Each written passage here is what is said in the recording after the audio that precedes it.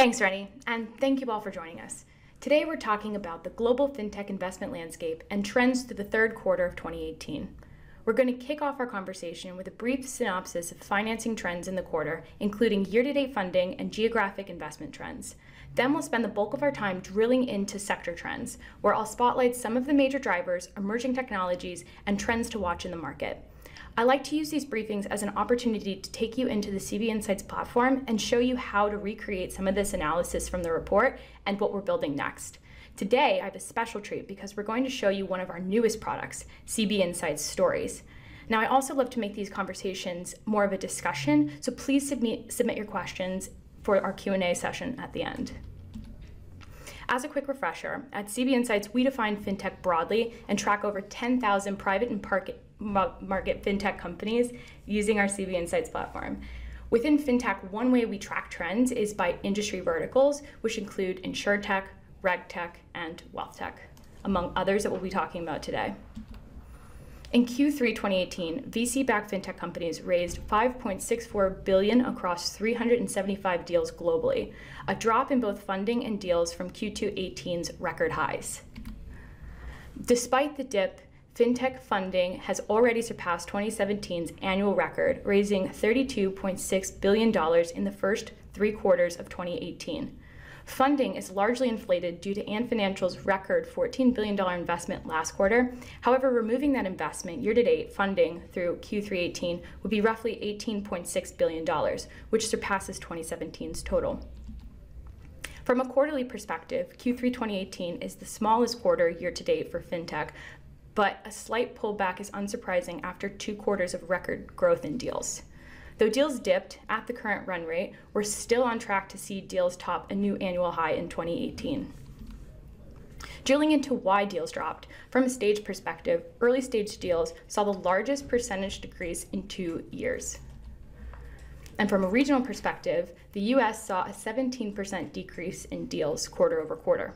Last quarter, we noted that Asia was closing in on the US in deals, and we saw that again in Q3, where we see them inching even closer.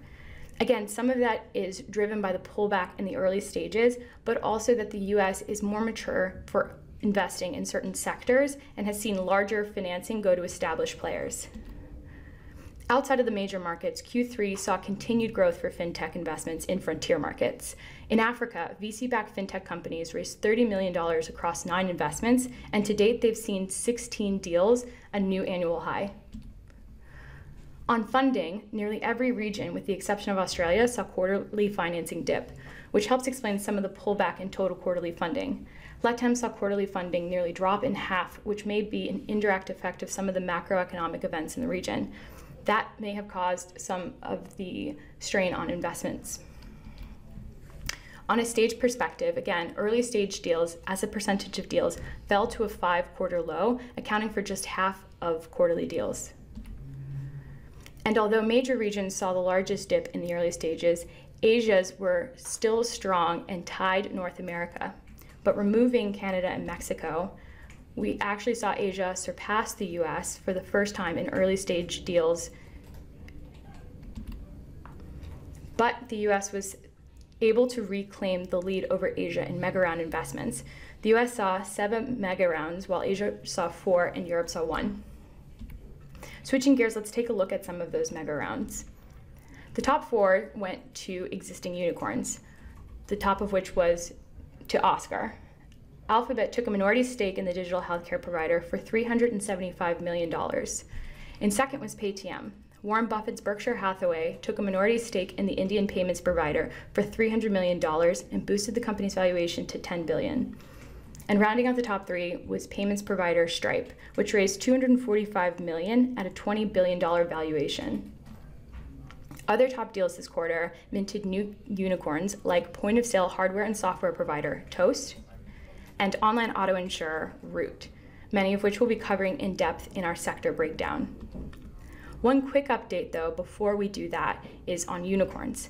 As of October 31st, there are now 34 unicorns valued at $117 billion. While the report's data covers deals through Q3 18, October has been incredibly active for fintech.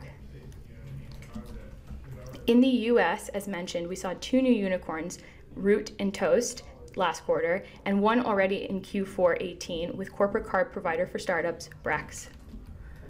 Q3 18 also saw notable mega rounds go to established sector leaders, including Gusto in payroll and UiPath in robotic process automation. What's interesting is that many of these firms are leaning into private funding over going public, which could mean another slow year for fintech IPOs in 2019. And in addition to Brex, just one day before this briefing, UK-based challenger bank Monzo closed their latest round of funding at a valuation of £1 million, or approximately $1.28 billion, which we'll be doing a more in-depth briefing on next quarter. Digital challenger banks in particular have had a breakout year, which is why we're doing a deeper dive in our next segment, which is of course one of my favorite of these reports, macro fintech sectors, where we get to take a stage-agnostic approach to surfacing emerging technologies, highlighting developments in established fintech players in the ecosystem, and spotlight a few of the trends we're watching.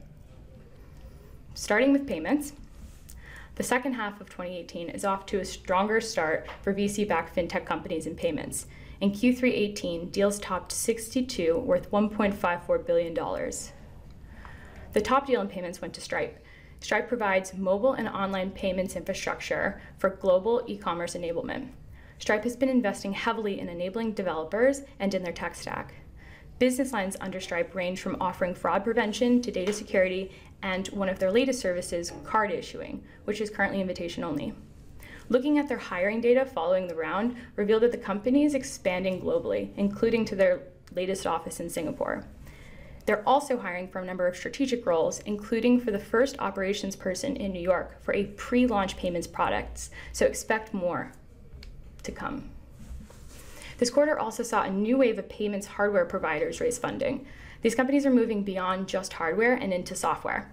They aim to be an all-in-one payments hub by enabling sales, doing inventory management, and serving as a CRM. They're also looking to establish an MVP within a strategic vertical. Toast, for example, is targeting restaurants and competes with the likes of Upserve and Touch Bistro. On the global stage in Africa, we have Yoko, which is targeting SMB businesses and retailers.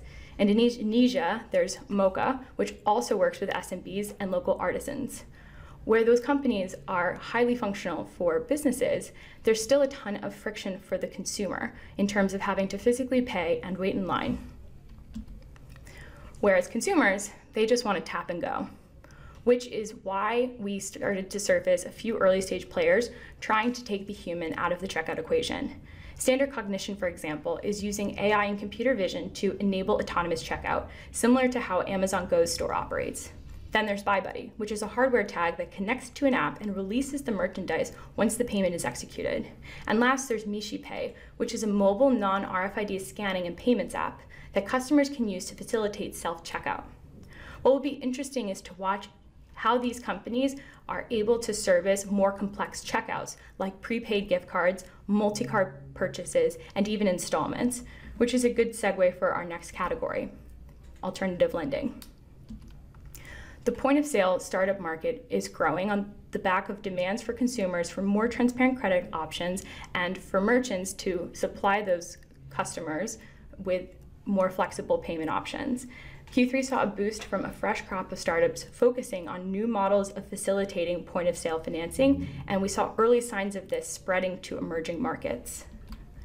On the B2B side, this quarter saw New York-based Bread raise $60 million in Series C financing from RRE, Bessemer, Menlo, and Kinetic.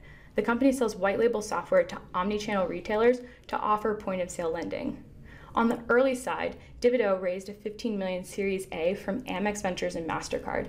Divido provides software for retailers to offer point-of-sale installment loans for consumers. And again, we're seeing this spread to emerging markets like India. This quarter saw 3 point-of-sale lenders raise, including Kisht, Zest, and SlicePay. Kisht is focused on helping consumers finance higher ticket items like electronics, whereas Zest is building a mobile credit line that opens access to the credit invisible. And SlicePay is focused on servicing students, which are higher frequency transactions, but lower volume. What will be cool to see is if these companies are going to look to launch point of sale securitization platforms, something we've seen earlier personal lenders like SoFi do. Point of Sale Unicorn Affirm made a strategic hire to head up capital markets earlier this year and is actively hiring for engineers to build out the platform in New York, something we'll be watching for in 2019. Where we're seeing some new models for securitization and investing is in the commercial real estate space, which is a good transition for our next sector, real estate. Of note, real estate is a much broader category that customers can track on the CB Insights platform in collections, but companies that overlap with Fintech have seen deals and funding slip in Q3. Despite the pullback, we're seeing early signs of the next wave of real estate tech. These companies are leveraging AI and data to tap into CRE investing opportunities. DealPath, for example, is a centralized investment platform that digitizes the investment workflow. Then there's Skyline, an investment platform that collects over 100 different data sets to uncover investment opportunities. Skyline actually used their own platform to find 2 investment properties in Philly and made a $26 million investment into them earlier this year. And in India, there's PropStack, which leverages AI to collect and clean data to surface CRE investment opportunities. On the retail side, there's also a few startups looking to democratize access to real estate investing to real estate for retail investors. Real estate is one asset that can be used for portfolio diversification, but is traditionally only available to higher income investors. We've seen a number of firms continue to explore new ways to open up access to the market, though many still can only serve accredited investors for now. What is unique is the different business models these firms are using to enable investors. For example, LendInvest is using peer-to-peer payments and to help connect borrowers and rent-to-let financing. LendInvest then securitizes those loans, and retail and institutional investors are able to invest in them on the London Stock Exchange. Then there's CrowdStreet, which leverages a crowdfunding model to connect investors to co-investment opportunities with developers to earn yields typically only available to developers. And finally, there's AlphaFlow, which automates real estate investing by leveraging a robo-advising-like model. This helps investors generate passive income-producing portfolios. Moving from early stage to a sector that saw larger investments in established companies is InsurTech. InsurTech funding topped $1 billion in Q3 18, while deals saw a pullback to 25 deals. The boost in funding came from investors concentrating their bets in category leaders to fuel further product expansion.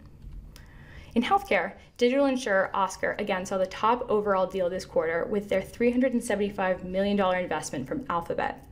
This is just 7 months after raising a mega round investment in March that valued the company at $3.2 billion. Oscar differentiates themselves from traditional healthcare providers by maintaining a maniacal focus on customer service and technology. That focus has paid off and helped boost Oscar's brand and build trust with consumers, both rare in healthcare. With the investment, Oscar is planning to enter the Medicaid Advantage space. Alphabet has also been investing heavily in healthcare and could open up new avenues of coverage for Oscar. Both topics our Healthcare Intelligence Unit has covered in depth on the CB Insights platform. Online car insurance also helped cap off a big quarter for funding for insurance. Metromile and Root both raised investments but are employing different models to coverage. Metromile uses a pay-per-mile based coverage model using a hardware tracker.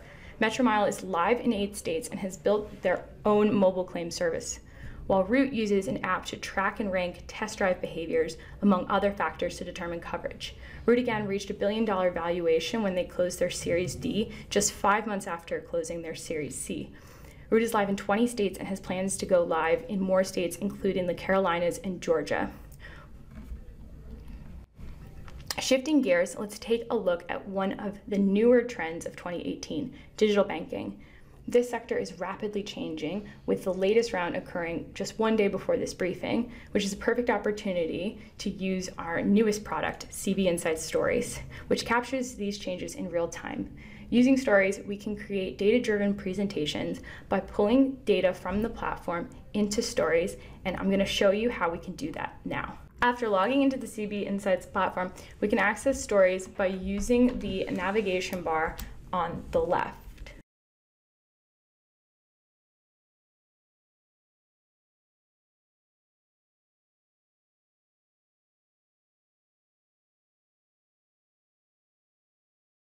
Starting with funding, we can see Q4 2018 has already seen 8 investments worth $369 million, taking 2018 funding to $1.8 billion across 56 deals. I added the market map again from the collection to our story. And what's cool about that is that the map is dynamic and we can see how these startups are changing in real time, which the story refreshes automatically rather than point in time, which would have saved me a ton because between the time we released this report and this briefing, we saw a new unicorn, Monzo, which has raised $246 million to date. Going back to our home screen, customers can create new stories, clone existing analyst stories, share with their teams, and can add and edit their stories as needed. Last week, we released our first story with the launch of the 2018 Fintech 250. Stories is available to all CB Insights customers, and for those new to CB, you can sign up for a trial and access stories as well as all of CB Insights data. But back to the quarter, Q3 2018 saw digital banking startups raise 18 deals worth $226 million. What's interesting is about the sector is the various pain points that these startups are targeting to establish their minimum viable product. On the business side, we've seen a number of deals going to companies building checking accounts for SMBs and trying to digitize and automate the CFO function.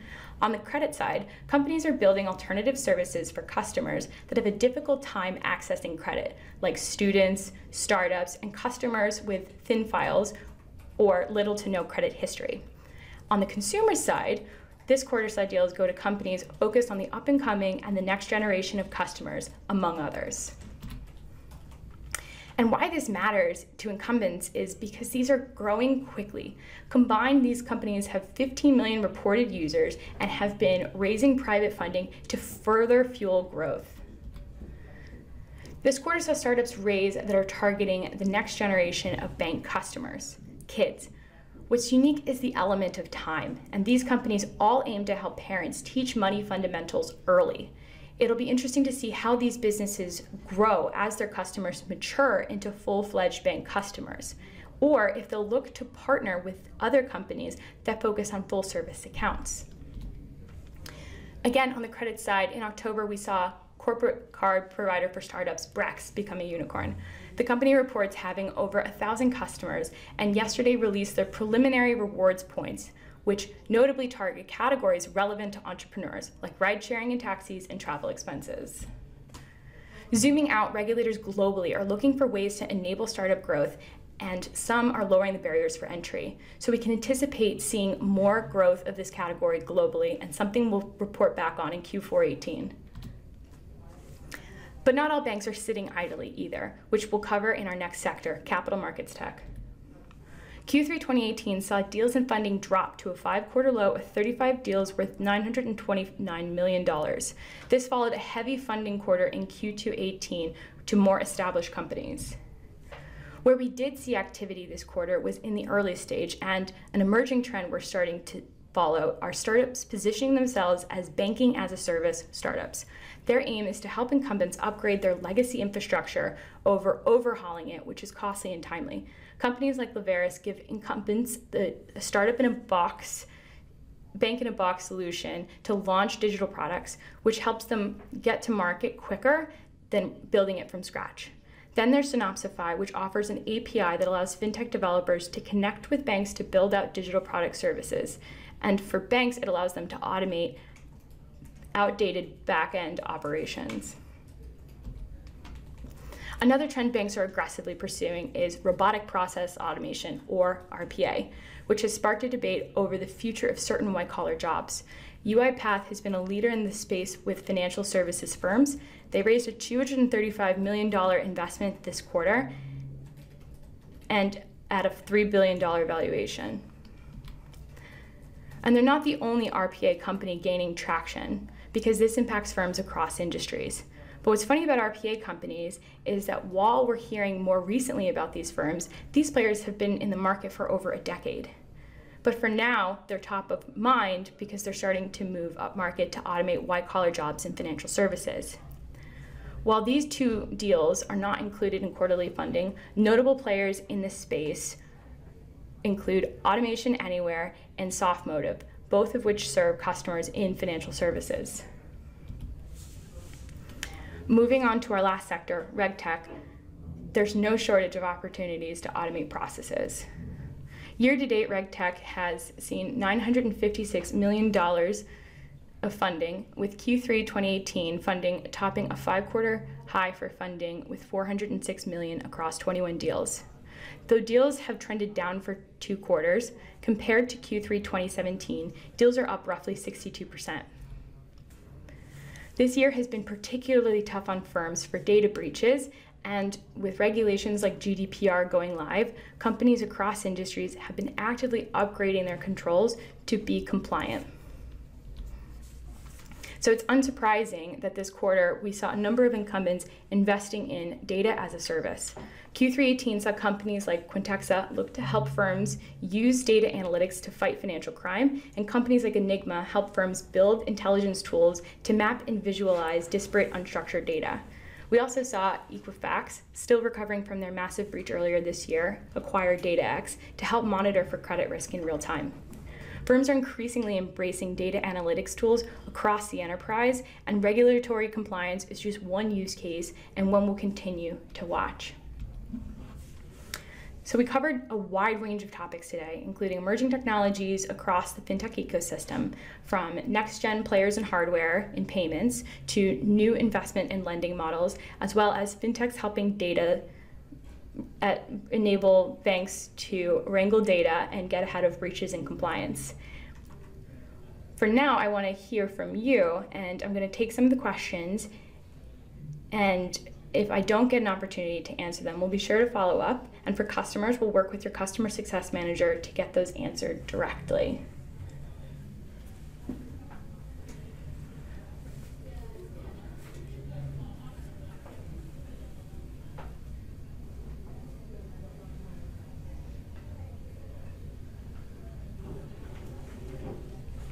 Our first question is, could you address the fintech-specific technologies that have faced a decline in growth? Now, while quarter-over-quarter growth in some categories might not be as reflective in the data, if you zoom out, I believe that some categories have seen more maturity from investors, and it's not that they're declining as much as it is there are certain players that are already established.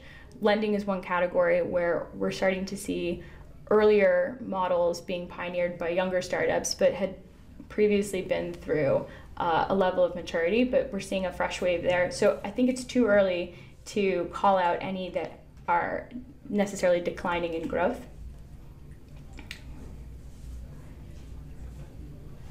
Which contingent countries have the biggest potential for digital banking breakout?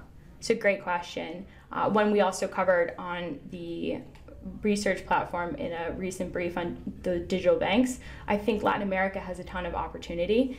They don't have the same infrastructure and legacy software problems that we have here, and companies operating in this space include Nubank. We actually saw them raise a mega round from Tencent in Q4, something that we'll dig into next quarter. So Latin America is definitely a great region for growth in digital banking.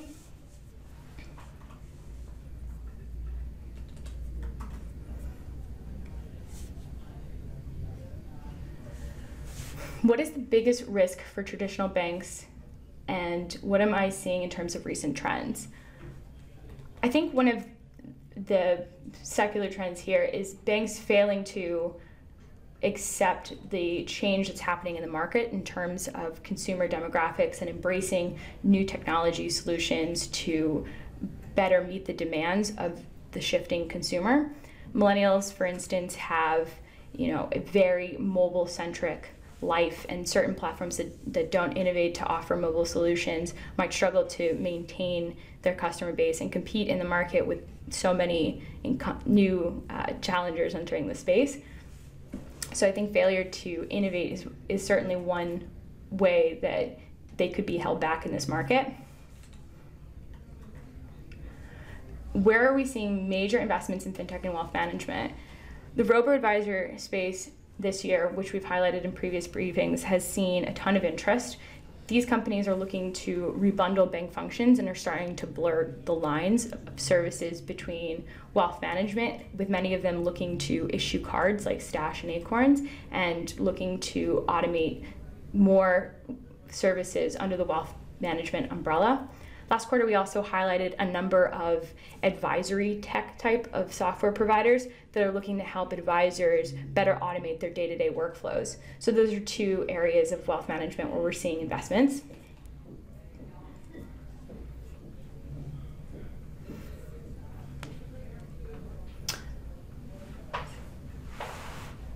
Sit down. What other interesting and innovative models are we identifying in the space that I didn't get to cover today?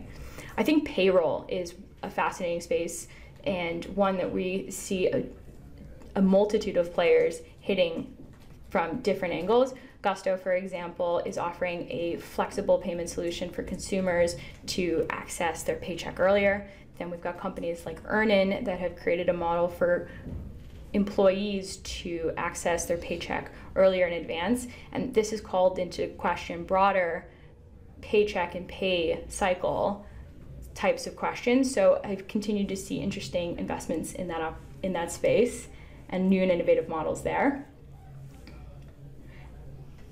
And we'll take one last question before we go.